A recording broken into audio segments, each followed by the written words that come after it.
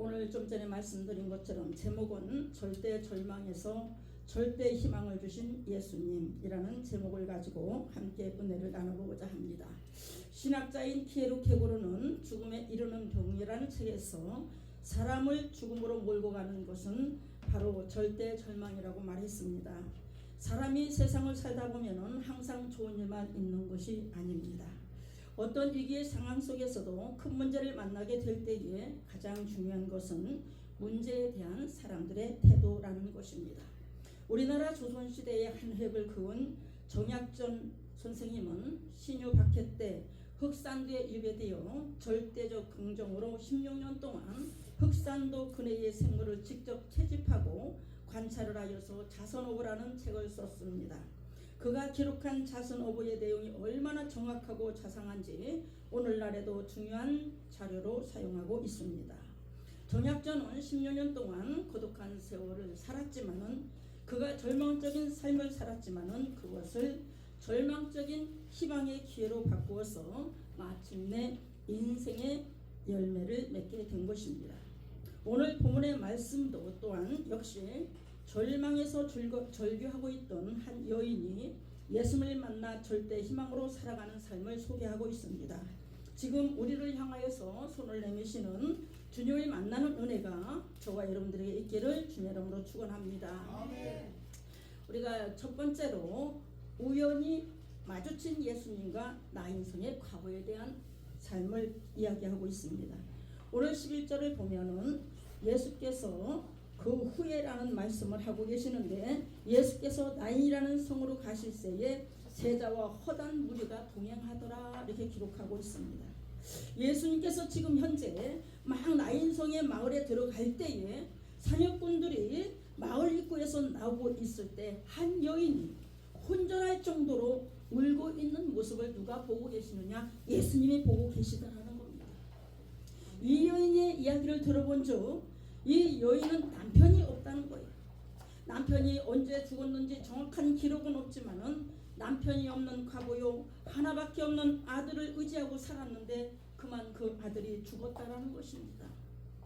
그 당시 과부는 어떤 삶을 살았느냐? 가난과 궁핍함으로 인하여서 먹을 끼니가 없어요. 굶주리고 살아갈 수밖에 없는 그런 시대였습니다.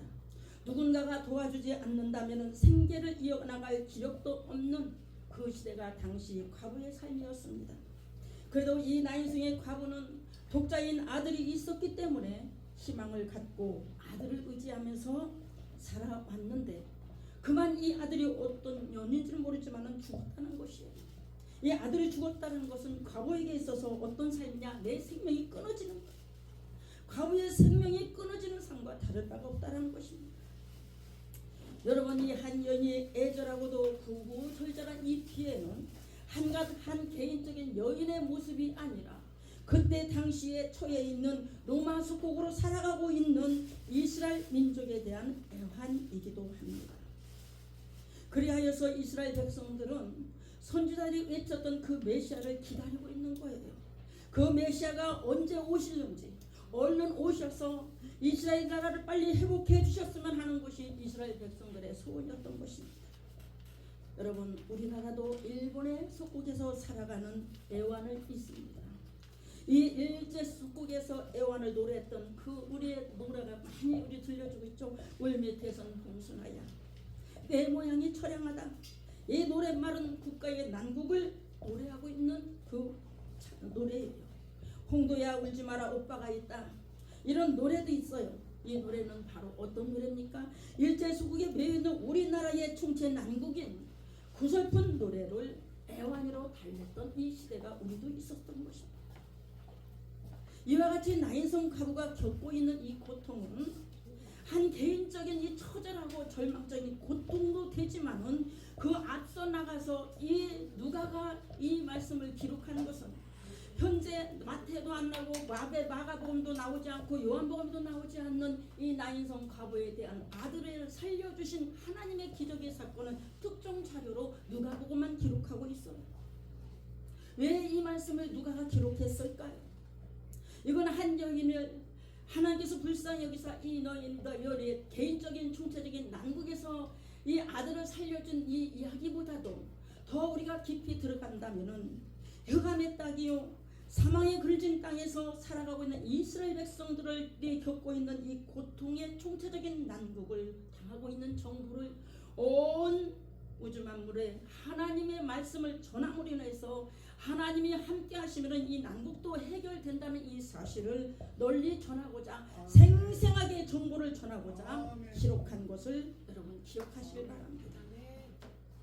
개인이든 나라이든 간에 이 중체적인 난국의 이 서러움의 고통은 바로 예수님만 만나면 할렐루야 바로 예수님만 만난다면 해결되는 하나님의 역사가 일어난 줄 믿습니다.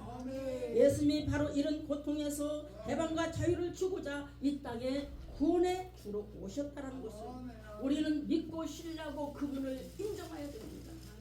나의 그분이 나의 구주가 되시고 나의 생명의 주가 되시고 우리가 절망 속에서도 주님만 만나면은 우리가 이 절망이 희망으로 바뀐다는 이 소망을 가지고 나갈 수 있는 저와 여러분 되시기를 주님 여러분으로 축원합니다. 사랑하는 성도 여러분, 예수님을 한번 보십시오.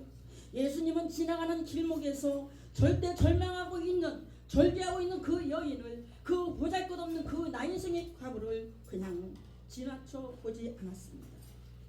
가장 위기와 절망 속에 처해서 낙심하고 슬퍼하고 있는 이 나인성의 여인을 주님은 외면하지 않았다는 것입니다.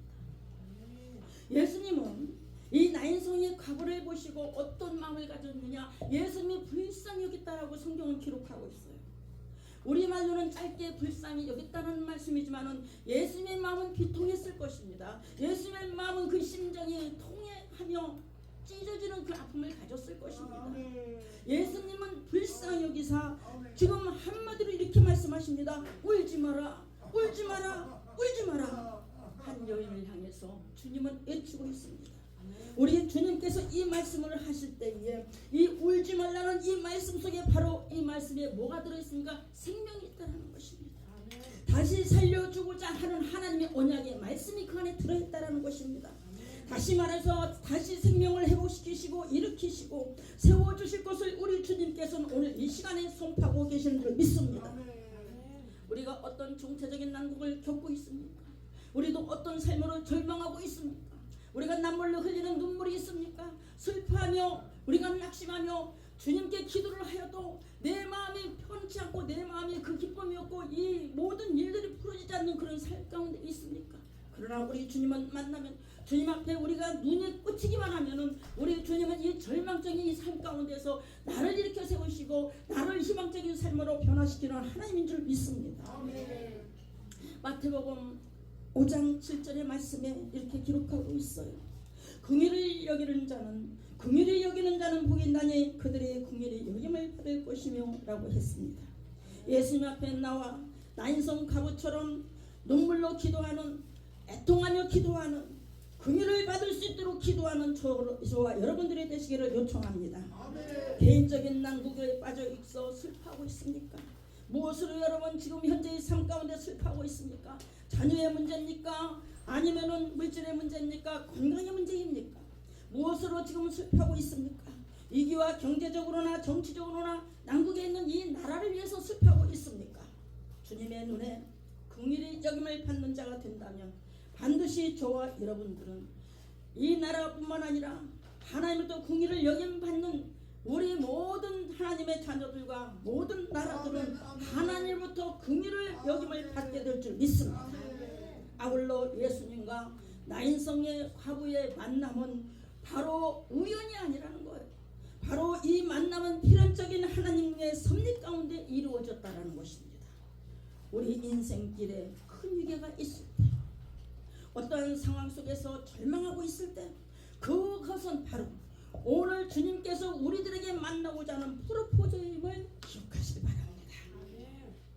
우리가 어떤 어려운 난국을 만난다 할지라도 주님께 엎드려 눈물로 기도하고 주님께 엎드려 하나님을 의지하고 주님께서 나의 언약 백성으로 주님의 핏값으로 나를 사신 주님을 의지하고 반드시 나는 하나님의 언약 백성인 것을 하나님께 고백하며 나갈 때에 우리 주님은 울지 마라 울지 마라.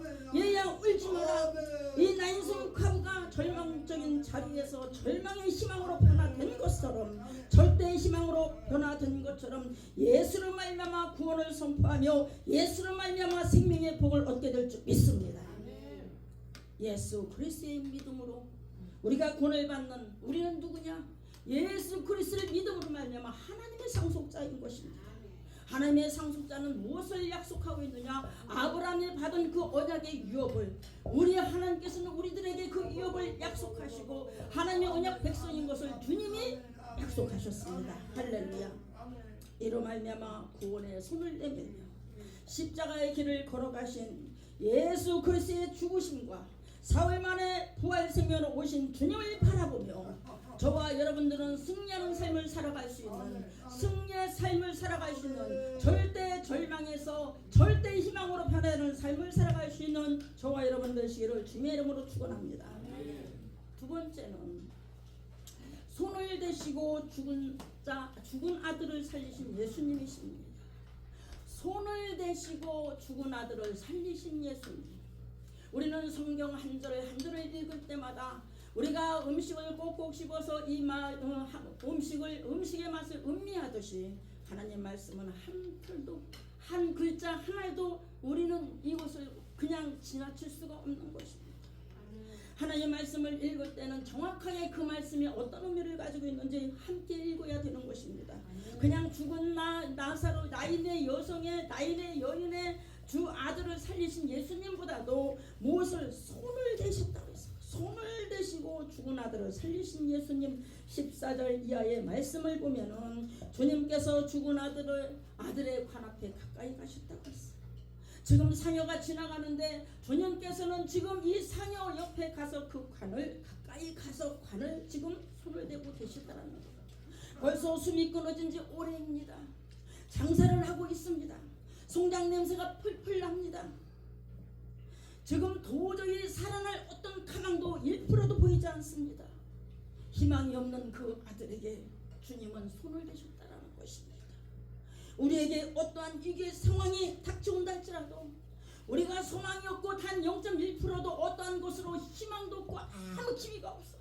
살아날 소생이 없는 그 삶 가운데서도 주님께서 오셔서 손만 대신다면, 생명을 주관하시는 우리 주님은 반드시 예수님을 만남을 통해서 다시 살아나는 역사가 일어날 줄 믿습니다.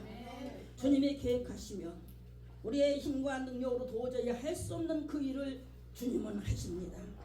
관이란 무엇입니까? 여러분, 여기서는 관이라는 것은 무엇을 상징하겠습니까? 국가의 어둠을 상징하는 것입니다. 여러분 생각해 보세요. 로마의 속국으로 살아가는 그 시대에, 그 율법으로 얽매여서 세금도 감당하지 못하는 그 시대를 살아가고 있는 것입니다. 이스라엘 백성들이 얼마나 처절하게 사망에 그늘진 땅이라고 소개를 하고 있습니까? 흑암의 땅이라고 소개를 하고 있습니까? 이런 국가적인 총체적인 난국 속에 이 국가는 어둠을 상징하는 일이 있지만은, 여기에서 이 관이라는 것은 또 인생의 개인적인 삶의 것을 바라볼 때는 인생의 가장 벼랑 끝에 지금 그 노인 삶을 의미하고도 의미한 말이라고 할 수가 있습니다. 그러나 이런 난국을 당한 위기의 상황이라 할지라도, 정말로 관 속에 갇힌 그 삶이라 할지라도 주님께서 말씀만 하시면은 그 삶 가운데서 우리를 일으켜 세우시는 하나님을 믿으시길 바랍니다. 오늘 주님은 이렇게 외칩니다. 청년아, 내가 내게 말하노니 일어나라. 청년아, 내가 내게 말하노니 일어나라. 하나님이 말씀하시니, 하나님께서 말씀하시니 그 청년이 살아납니다. 할렐루야. 하나님의 말씀은 생명이 있는 것입니다. 하나님의 말씀은 곧 능력의 말씀이요 살아계신 하나님의 역사가 있는 것입니다. 할렐루야. 그래서 하나님의 말씀을 선포할 때에 예수님께서 말씀하시니, 나인성의 과부의 아들이 지금 사녀로 나가다가 지금 어디요? 그 무덤에 갇히려고 하는 그 찰나에 그 아들이 살아났습니다. 그 아들을 살려서 누구에게 줍니까? 엄마한테 안겨주는 거예요. 하나님의 말씀은 생명이요, 예수님의 말씀은 살리는 영으로 오심을 믿으시길 바랍니다. 하나님의 말씀은 영생하도록 하신 축복의 말씀인 것을 다시 한번 우리가 확실하게 믿고 달려나갈 수 있는 저와 여러분 되시길 바랍니다. 사랑하는 성도 여러분, 왜 예수님께서 이런 일을 하신 이유가 무엇입니까? 예수님께서 이 땅에 오신 목적이 무엇이라고 생각합니까? 이사야서 61장 1절의 말씀을 보면은 주 여호와 영이 내게 내리셨으니 이는 여호와께서 내게 기름을 부으사 가난한 자에게 아름다운 소식을 전하게 하려 하심이라. 나를 보내사 마음에 상한 자를 고치시며 포로된 자에게 자유를, 갇힌 자에게 노임을 선포하러 오셨다라고 그랬습니다. 그리고 이 말씀을 은혜로 주시기 위해서 오셨다고 그랬습니다. 따라서 누가는요, 얼마나 멋진지 몰라요. 누가복음 4장 18절에서 이사야서 6장 1절의 말씀을 인용합니다. 아름다운 소식을 선포하기 위해서 주님이 오신 것을, 가난한 자에게 하나님께서는 복음을 선포하며 갇힌 자에게 노임을 선포하기 위해서, 포로된 자에게 자유를 주기 위해서 왔다라고 누가복음을 기록하면서 누가복음의 총 주제를 바로 예수님께서 전하신 하나님의 나라에 대한 복음을 기록하므로, 이 누가의 복음은 하나님 나라가 이 복음서 예수로 말미암아 온 세상에 전파된다는 것을 복음서에 기록하고 있는 것입니다. 이러한 생생 정보를 바로 누가는 우리에게 전해주고 있는 것입니다. 곧 예수님은 어떤 사역을 하러 오셨습니까? 예수님은 왕 같은 모습으로 왔기 때문에, 왕으로 오셨기 때문에 왕권을 가진 메시아의 사역을 했습니다. 제사장적인 사역으로 제3의 권세를 선포하였고, 선지자로서의 치유와 회복과 곧 희년을 선포하시며 예수 그리스도의 십자가의 구속의 은혜로 말미암아 현재도 구원을 이루어가고 계시는 줄 믿습니다. 따라서 바로 나인성의 과거의 아들을 살리심은 곧 이스라엘 나라의 회복을 약속하는 것이요, 메시아가 오심으로 인해서 생명과 희망을 온 세상에 선포하는 하나님의 말씀인 것을 여러분 믿으시길 바랍니다. 사랑하는 성도 여러분, 주님은 오늘 지금도 일하고 계십니다. 현재 어려운 위기에 우리가 살아가고 있습니까? 생명의 주가 되신 주님을 바라보시길 바랍니다. 우리가 땅을 바라보면 절망이 오겠지만 그 위에 계신 하나님을 바라보면 소망이 옵니다. 죽음에서 부활을 하신 예수님의 십자가의 능력을 우리 여러분 보십시오. 세상을 이기신 예수님을 우리가 한번 보십시오. 사망의 권세를 깨뜨리고 죽음의 무덤에서 장사한 지 3일 만에 부활하셔서 우리에게 생명의 부활로 오셔서 우리에게 사망에서 생명으로 옮겨지는 하나님의 약속의 말씀이 오늘 이루어져서 오늘날 우리가 복음의 전파하는 증인의 삶을 살아가고 있는 거 아니겠습니까? 사랑하는 성도 여러분, 나인성의 과거의 아들을 살리시면 곧 이스라엘 회복이에요. 예수님께서 오신 생명의 복음을 주님은 선포하신 것입니다. 여러분요, 이 예수를 의지하여서 날마다 나는 죽고 내 안에 예수님만 사는 영적 파워자를 되시기 바랍니다. 영적 파워자들이 되어야 돼요. 영적 파워자로 다시 일어나시기를 주님의 이름으로 축원합니다. 모든 사람이 오늘 마지막 보면은요, 두려워했다고 했습니다. 그리고 하나님께 감사의 영광을 돌렸다는 것입니다. 여러분요, 하나님께 감사의 영광을 돌렸다는 뜻은 무엇입니까? 나인성의 과거의 아들을 살리신 예수님을 곧 하나님이 보내신 메시아라고 믿는 것에 나도 동의한다라는 뜻이에요. 할렐루야. 영광이라는 자체가 하나님께서 지금 메시아를 기다리는 그분이 바로 예수라는 것을 나도 믿고 그것을 동의한다는 뜻이에요. 우리는 하나님의 기름 부음을 받은 자들입니다. 모든 일들이 하나님의 주권 아래에서 하나님께 쓰임받는 도구로서 하나님의 일을 할 수 있는 것에 우리 함께 감사합시다.